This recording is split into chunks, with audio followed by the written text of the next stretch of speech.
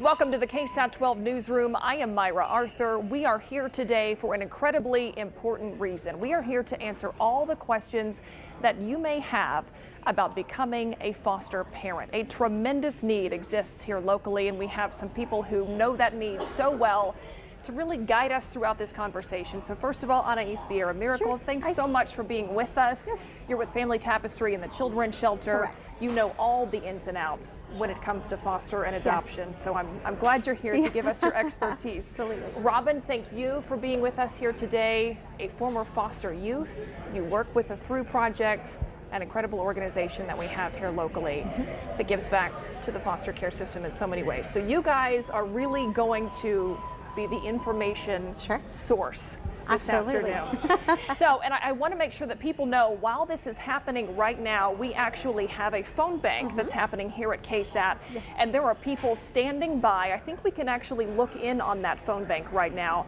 There are people standing by. There they are to answer your questions. They are waiting for those phones to start ringing. I'm hoping as this next hour goes on that we can get some of those phones ringing, get questions answered. That number to call is 210-351-1363. Any question at all that you have about being part of the foster care system, giving back to foster children, becoming a foster parent, they are there to answer those questions. So know that you can do that at any point in time until 7 o'clock tonight. So Anais, let's start with you. Yes. You are with Family Tapestry. We're going to explain exactly what that is here momentarily, but it's a division of the Children's Shelter that now is in charge of the foster care system, essentially, for Bexar County. Absolutely. So Child Protective Services still is party to the suit. They still remove children from unhealthy and unsafe environments. And so Family Tapestry is responsible for the placement of children in foster care, adoption, supervised independent living, and preparation for adult living. And so that's what we call stage one. And so it is an entity here. We have an office on Nogalitos, and so we have teams who are working to place children in homes. And that's what we're here to talk about today. Yeah, and as we said earlier, that need is so great here in Bexar County. So let's start with a huge question. Who could become a foster parent? Right. So one of the things that we kind of found out is like some of the myths. A lot of people kind of self-select themselves out. There is a minimum age, and that's 23 years of age and older. A lot of people think they're too old, but they're not. Income. You know, we ask that you can sustain yourself without what the child is receiving supplemental, because that goes to the care and needs of the child. Housing. You know, some people are like, I don't own a home. That's okay. You can live in an apartment, a townhome, a mobile home. And also, I know that we've had questions about biological children. Absolutely. You know, some people may be reticent or a little hesitant saying, well, I have biological children. That's okay too. We did some kind of focus groups with our foster care organizations, which there's about 30 foster care organizations in Bexar County alone. And so when you look at it, we are a tapestry of weaving together our community to really transform the foster care experience.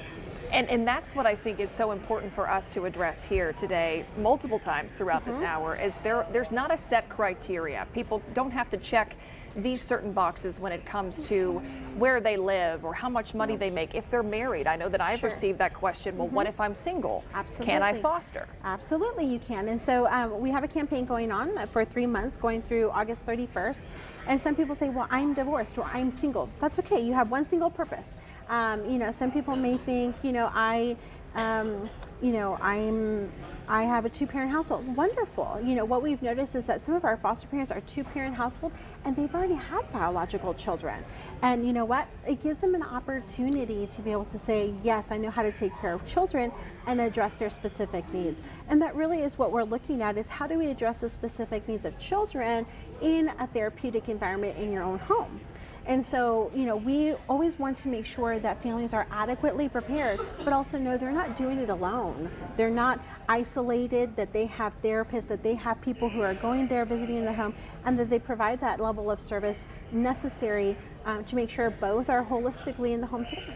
And that's what Family Tapestry is all about, a community-based model of care. So the children's shelter, already very well established in San Antonio, your organization has such great relationships with so many resources that already exist. Yes. So that is sort of bringing that foster care system into that fold here in Bexar County. This is a transition that happened in February of this year. Yes. You and I talked back then about it. And we have a story here to explain exactly how that relationship works now. So let's take a look at that to break this down a little bit more. We are now the lead agent in our area to lead a transformation for the foster care system in Bexar County.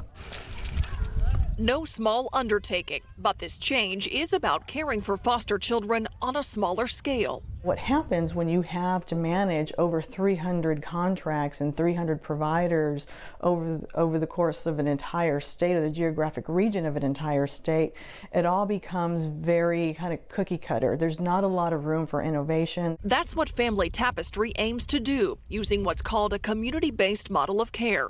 The nonprofit hopes to use all the local partners that already work with the children's shelter to find foster placements or adoptive homes for children. The hope is to keep kids from Bexar County in Bexar County. We're using sophisticated technology where we're going to be able to take what the child's presenting issues are, and we're going to enter those into a system. In addition to that, we're going to have the preferences of all of our foster families in Bexar County, all of our facilities in Bexar County. They'll be able to be matched with the most appropriate placement in Bexar County. When I look at the foster care system, and I've said this for a long time, the foster care system and our children in foster care really is not the sole responsibility of CPS. CPS Regional Director Erica Banuelos is hopeful about this change, and she's confident it will give caseworkers the extra hands they've long needed. Many of those resources will be accessed here at this intake center, something the state hasn't had before. When state workers remove a child, they can bring them here day or night. And on day one, children are already here. No longer will children have to stay in an office, nor will a DFPS worker have to go park in a parking lot or go back to the DFPS office to enter into the system. They can come straight to our placement center that will be very child friendly. It will be trauma informed. We will have trained staff there, so if a child needs a bath, they can receive a bath. We'll have a cafeteria on site, so if they need to eat, we'll eat. They'll have toys. We'll have a playground. I mean, it's like a child care center. And that also allows the caseworker to start working on all the paperwork that we have to do when we remove a child, so that we can concentrate on this part and Tapestry can concentrate on that part. The community problem of child abuse and neglect now given back to the community to find a solution. One of the most impressive things to me about this new system with Family Tapestry is that intake center, because we have seen and heard stories of caseworkers having to remove kids in the middle of the night from a neglectful and abusive, whatever the horrible situation is, and they have nowhere to go. That's right. So now this is a place that is set up just for that. It is set up for kids. That is right. And the center point is always children and youth and young people. And so when you look at it, Whataburger provided a generous donation of being able to revamp the center so that we can be able to have a Whataburger Center for children and youth. And so with the intake center, it is the first of its kind in Texas, where there's a central location where children can come in at any time and date with a Child Protective Services investigator. So there's a central location where they can go ahead and start doing the paperwork, and the placement of the child can take place. And so again, it's understanding the needs of every single child who comes into care. And so now a centralized location exists, and so it alleviates a little bit more of that burden on the CPS investigator, because when we came together with CPS, we're understanding what are some of the pain points and what are the challenges, but what are also the opportunities. And so that was an opportunity. Robin, I want to talk to you now about your story, because you're such a great resource for this hour because you've been there. So you can explain to people the need that exists. So tell me your backstory. How did you end up in foster care? Okay, so my original case started when I was 3.